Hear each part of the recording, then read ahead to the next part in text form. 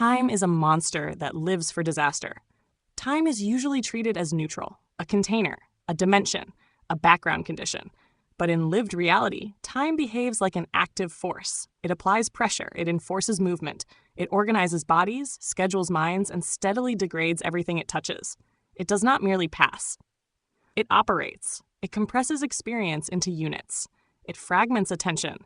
It converts existence into intervals that must be filled with activity. You don't simply exist in time. You are processed by it. You enter it already subordinated. Birth is not an opening. It is an insertion into an ongoing system. There is no pause to consent, no moment of orientation. Biological requirements activate immediately. Social frameworks await integration. Economic dependency arrives as a future certainty. Before identity forms, obligations are already assembling in the background. The organism comes online with built-in vulnerabilities: hunger, pain, fatigue, fear, attachment. The psyche is plastic, ready to be shaped by whatever structures it encounters first. Conditioning begins before reflection is possible. The body must be maintained. The environment demands adaptation. Survival requires participation. Time quickly becomes structure. Calendars, deadlines, aging curves, productivity cycles, sleep schedules, developmental milestones. Even rest becomes regulated. Even leisure is quantified. What we call life is mostly resource management wrapped around entropy. Energy in, labor out, repair just enough to continue. The cruelty is not impermanence. Impermanence could be accepted. The cruelty is coerced repetition. Becoming would not be unbearable on its own.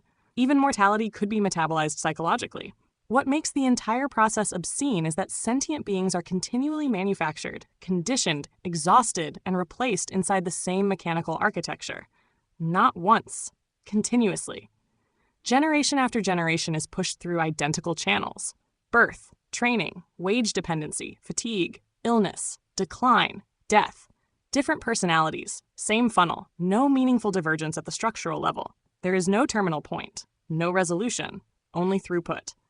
Already, Arthur Schopenhauer identified this pattern as existence driven by blind will. Desire rises, effort follows, satisfaction appears briefly, then collapses back into lack. Not development, circulation, a closed loop of need and temporary relief. Life does not advance toward fulfillment. It oscillates between deficiency and momentary stabilization. Every achievement decays into maintenance. Every comfort generates new dependencies. Every solved problem produces another. Later, Michel Foucault described how modern systems no longer rely primarily on overt violence. Control becomes infrastructural. It operates through timetables, routines, normalization. You are not forced into place by chains. You are distributed into time slots. Your day is partitioned. Your attention is segmented. Your worth becomes measurable in output: wake, work, consume. Recover just enough to repeat. Time itself becomes a governing technology. Meanwhile, entropy proceeds without interruption. Cells deteriorate. Neural plasticity declines. Joints stiffen. Immune systems weaken. Memory fragments. Motivation erodes. The organism is gradually dismantled from the inside while still expected to perform. You are asked to remain productive while decomposing. The system demands cheerfulness from a collapsing structure. This is why time feels predatory, not because it ends things, but because it keeps initiating them, only to dismantle them again. It requires bodies. It requires consciousness. It requires fresh subjects to feed through the same narrowing corridor of striving, adaptation, and decay. Time does not harvest meaning. It harvests processes. It lives for disaster. It feeds on breakdown. The system does not care whether you interpret this as meaningful. Meaning is optional. The machinery runs independently of narrative. Spiritual frameworks, career identities, personal growth ideologies, these are surface coatings. Cosmetic overlays on an unchanged structure. They help individuals cope. They do not alter the mechanism. You can aestheticize suffering. You can romanticize struggle. You can intellectualize impermanence. None of that alters the throughput. As long as you are embodied here, the pressure continues. Gnostically speaking, the central problem is not becoming. It is the compulsion to become.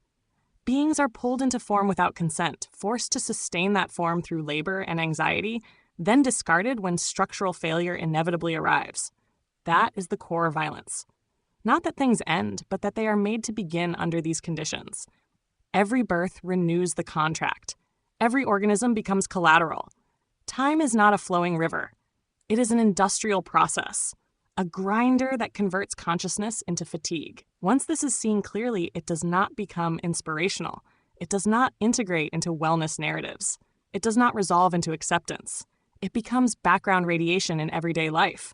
You notice it in your spine, in invoices, in sleep deprivation, in the way even rest feels scheduled, in how recovery is always partial. You carry the insight into ordinary moments. It sits behind conversations, behind obligations, behind minor pleasures. You keep articulating it, not because repetition is satisfying, but because it never stops being imposed on perception. As long as you remain inside this structure, the monster continues its work.